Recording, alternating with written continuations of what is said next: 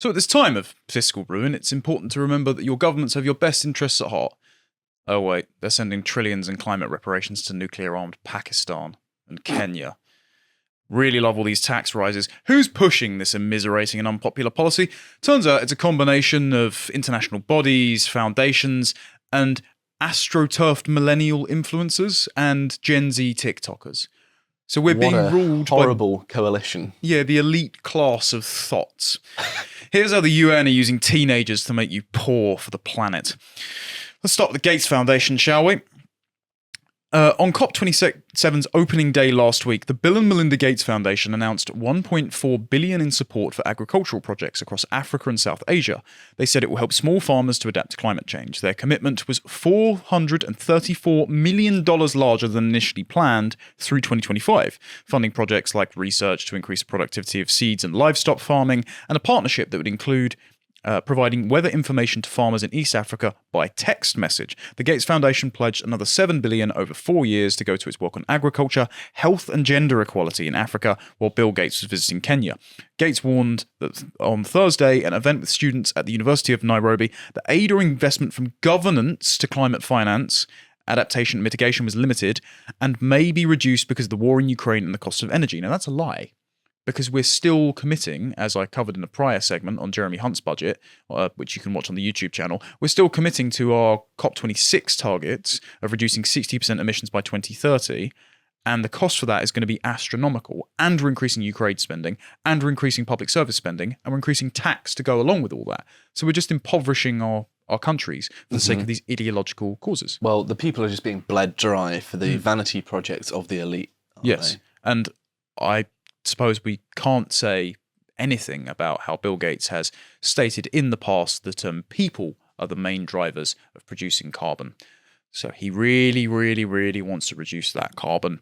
A project launched by IKEA Foundation, the Rockefeller Foundation, Bezos Earth Fund, and the Bill and Melinda Gates Foundation as well. At last year's COP, the Global Energy Alliance for People and Planet also signed an agreement with the Asian Infrastructure Investment Bank to finance $1 billion in energy transition projects. Now, the reason I mention IKEA, go for it. No. I was just going to say, with all of those groups, it sounds like they met in underneath a volcano in some sort of secret island. It's in the castle in The Simpsons, the Republican Party. The vampires and the crazy cowboys. So the reason I mention IKEA is because IKEA doesn't have the best green record or human rights record, but they're happy to lecture to us. So, rubber stamping repression, this report by Earthsight, is very detailed. Go through and read it in your own time. Turns out that IKEA are using the Belarusian prison service to make their furniture and log for them. It's like in the Gulag Archipelago when Solzhenitsyn called logging dry execution. He said, I would walk beneath the birch and pine with a shudder of revulsion. It's because communism, materialism, state-mandated work strips your soul of any actual sentiment towards appreciating nature because you just see it as a resource to be exploited for the state. That's what's happened here. So if you're trying to cultivate an environmental instinct, actual conservationism, rather than just being misanthropic and blaming humans for all damage to the planet, then you're going the wrong way about it. So I'm just going to read a little bit from this. The prison service in Belarus is by some measures the country's largest timber company. Its wood processing facilities employ 800 people. The prisons consume around 500,000 trees every year and churn out more than 800 different products, including office furniture, windows, doors, and souvenir items like chessboards. Swedish furniture giant IKEA is the biggest consumer of wood on the planet, churning through one tree every second. To feed its growing needs, IKEA has become heavily dependent on forests in Russia and the former Eastern Bloc. Its supplies from these countries are highly suspect. In 2020, we exposed how IKEA was illegally cutting beech trees from the Carpathian forests of Ukraine to make cheap foldable chairs. The following year, we found wood linked to the biggest illegal logging case in recent Russian history used to make IKEA children's furniture. In both cases, the wood concerned had been greenwashed by the FSC. Belarus is an even larger supplier to IKEA than Russia or Ukraine. By 2021, it had grown to become its second largest source of wood after Poland. That year, our research shows it consumed 1.7 million cubic meters of Belarusian logs, almost double the volume of 3 years earlier. This was the remains of more than 2.4 million trees. And it's using men, women, and children's prisons to do this. Children's prisons? Oh, yeah. A woman's prison, IK4, in the city of Gomel, specializes in sewing and production of garments and other textile goods, and is the leading producer of uniforms. Our sources told us the prison has a long-standing relationship with Mogotex, a state-owned firm which is the largest manufacturer of textile products in the country. Prisoners there help turn raw cloth into covers for upholstered furniture made by IKEA. They also said a second smaller prison in Bobruisk, which houses juveniles, was also connected to IKEA supply chains. So when you buy an IKEA chair, the unfortunate reality is that the comfy seat you sit on, which does wear out rather quickly, has been sewn by a Belarusian child. But they're going to lecture you. Explains why it's done so poorly. They're going to lecture you on how to save the planet from climate change. Please do one.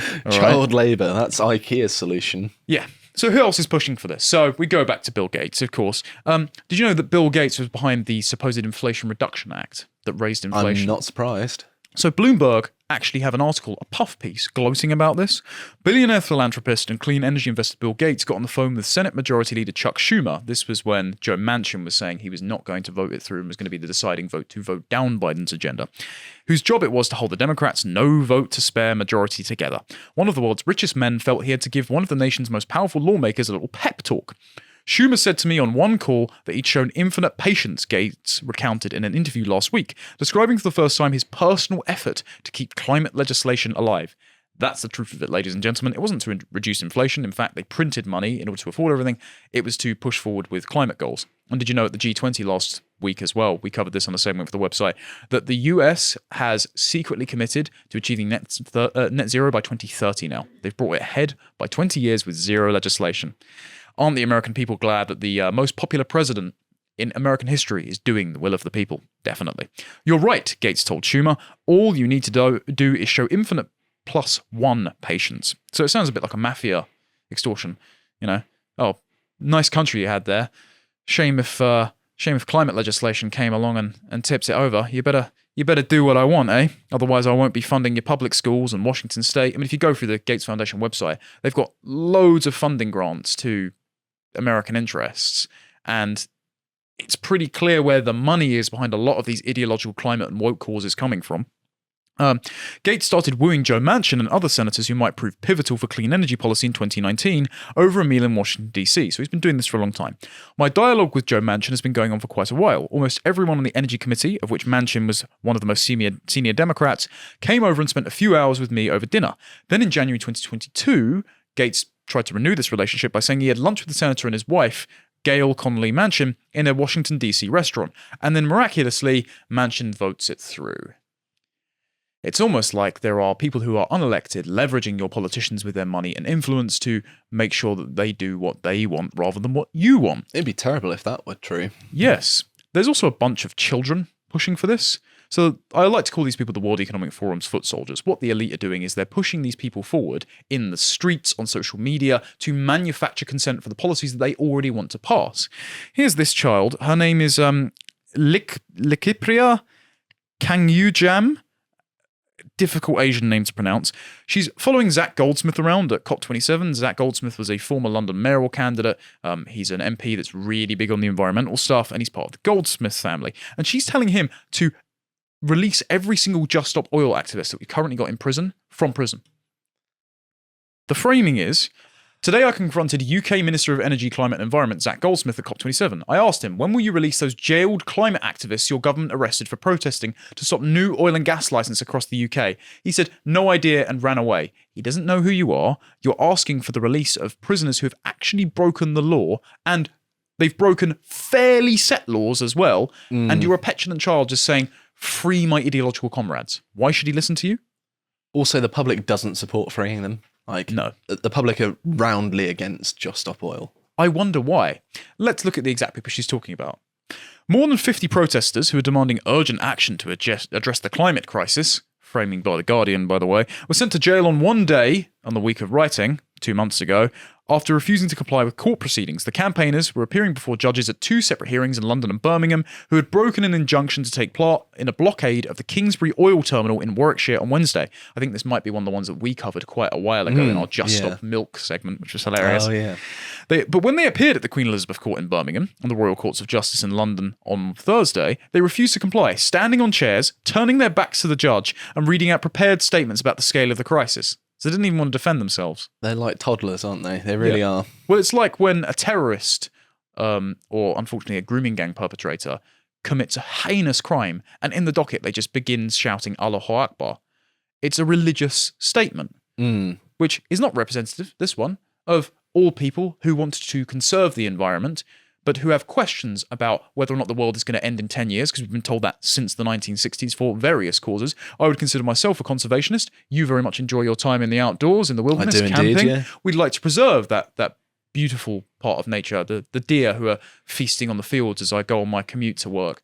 But that's not what they want to do. In Britain, because we have no natural predators, the deer actually need to be culled, but I don't want to preserve them. But sure, still. I'm happy to re-release some of their natural predators into the wild, and not the wolves. That's a really bad idea. But I don't know, some of the dying out kestrels. Surround London with loads of bears. That'll do the job. I'm joking. It might get people to stop littering everywhere, so they want to encourage them to stroll up and down the street and risk being eaten. One of the defendants took off his shirt to reveal the words "Sham Justice Kills Kids" written on his body, while another held up a copy of David Wallace Wells' book The Uninhabitable Earth and recommended it to the court. Now, reminder, when he's saying sham justice kills kids, we'll get onto in a moment how these people cannot even hope to claim that because their protests have actually claimed lives now. If we move on to the next one, reminder, they're paid to do this. It's not like they're doing it for some sacrificing martyrdomistic cause. No. They're bankrolled to do this by oil billionaires. Just Up Oil states it's partially funded by the Climate Emergency Fund, founded by Eileen Getty, granddaughter of oil tycoon John Paul Getty. The Getty family collectively has an estimated wealth of around $3.9 billion. Getty personally puts a foundational sum of $900,000 into the Climate Emergency Fund. Tracking their funds is tricky, and this is all done by Alexander Adams, who has been on our show before. Accounts show the Climate Emergency Fund's money comes through shell companies. Its top donors are Marin Community Foundation, Earthsense Foundation, and Schwab Charitable Fund. Now, I know what you're thinking. It's not the World Economic Forum. It's Charles Schwab, the billionaire.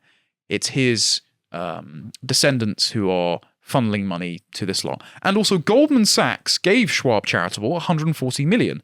The very same organisation which Rishi Sunak worked at prior to being an MP and PM, of course. I wonder why he's doubling down on climate commitments. You can find a lot of this stuff also in our reading list in the website. We're not going to go through the links here, but you can read them in your own time.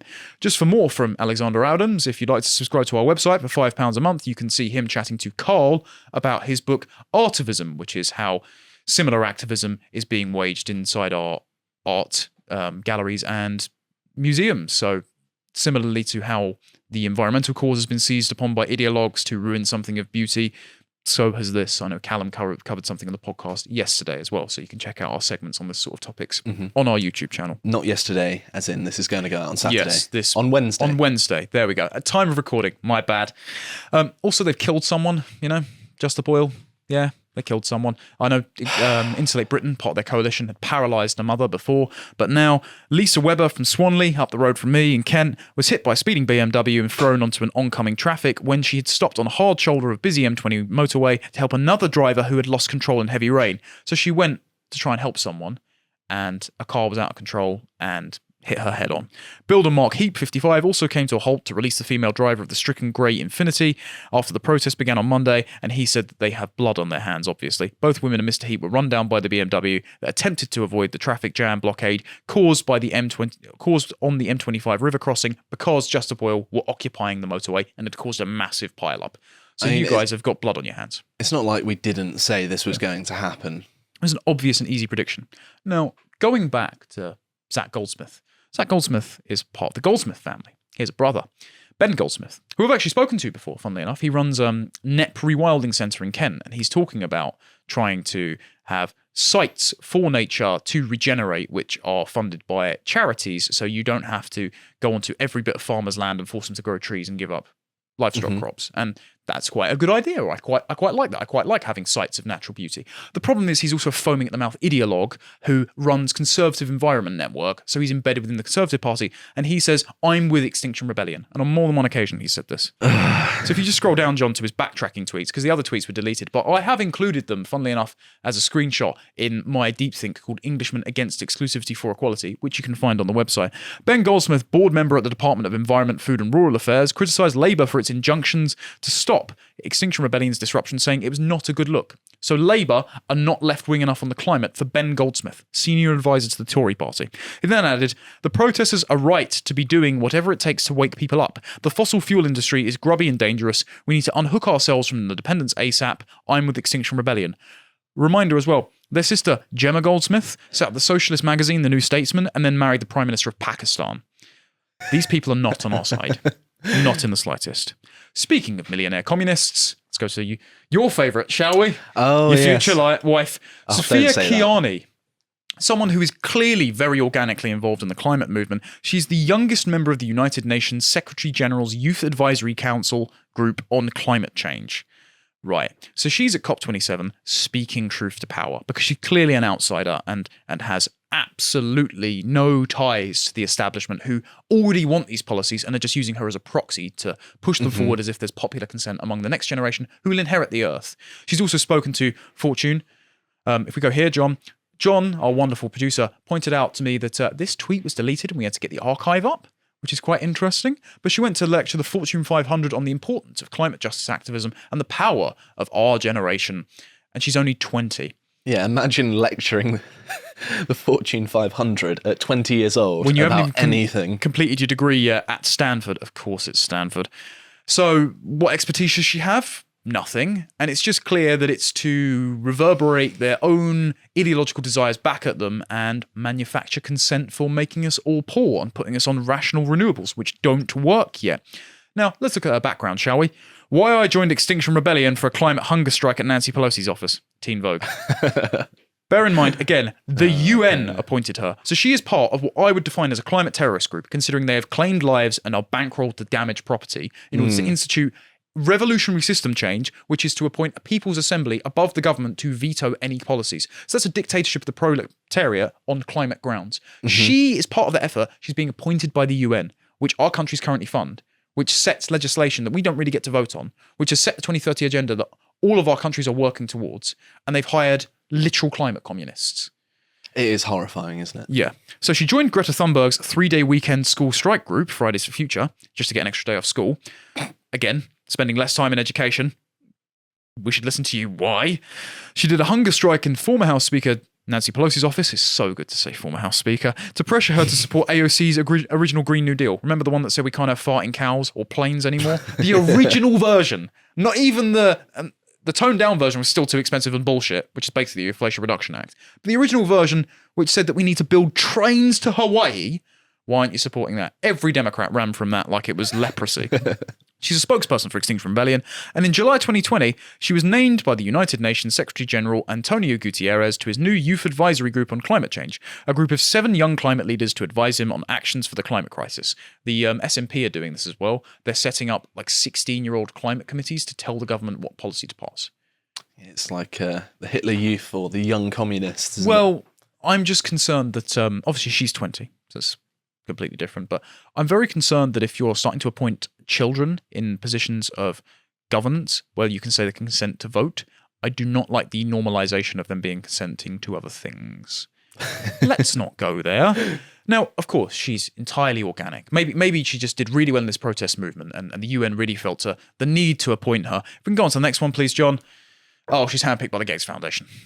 Yeah. Of course she is. Well, she's friends with Bill Gates' daughter. Yes. If we can go on to the images, please, John, that would be great. These are just Phoebe Gates' Instagram posts and Sophia's account. She's constantly commenting on them saying favourite duo. Right. So she's just handpicked by the elite who already wants to collapse our economies in order to institute totalitarian control with the climate as an excuse. And she's there to manufacture the consent for Bill Gates' agenda. But everything Bill Gates is doing is definitely a conspiracy theory. He's got no influence over governments at all, even though he's giving interviews saying he does. If we go on to the final one, I just thought this is the best way to handle this sort of thing. It's not my proudest moment. So if you I scroll retweeted down, it. I thought it was hilarious, so personally. if you scroll down to the image, I think this is my inspiration here, because she's going to this important UN climate summit dressed like she's going on a night out. Yeah, she does look like your average club attendant in Newcastle. I'm I pretty sure think she's tried to pull Chris Williams at some point. And I think the fact she stood next to Hans Moltmann's distant cousin as well doesn't help things. So if you can just I've scroll seen up, this before. For our audio listeners, she tweeted, "I'm 20 years old and I'm the youngest person ever to be an official United Nations advisor. Gen Z finally at the decision-making table, and our wonderful Josh Firm decided to bring dignity and class to the proceedings by saying, I didn't realise COP27 Climate Summit was affiliated with OnlyFans." So I'm really glad that we're being governed over by women who, I'm sure the Congolese children mining the minerals for their phones are really proud as well, that we're being governed over by women who can basically sell renewably powered pictures of their bumhole online. Fantastic. I look forward to our new climate policy vanguard, and I'm delighted that I'm being taxed to death to pay for her pet projects. If you appreciated that segment from the podcast of the Lotus Eaters, you can go to lotuseaters.com to get access to all the premium content we have on the site, such as the premium videos we do on the politics of Black Panther, Wakanda Forever is the newest one. And if you want to find out what else we're putting out, you can follow us on Getter at lotuseaters_com on Getter. Thank you and goodbye.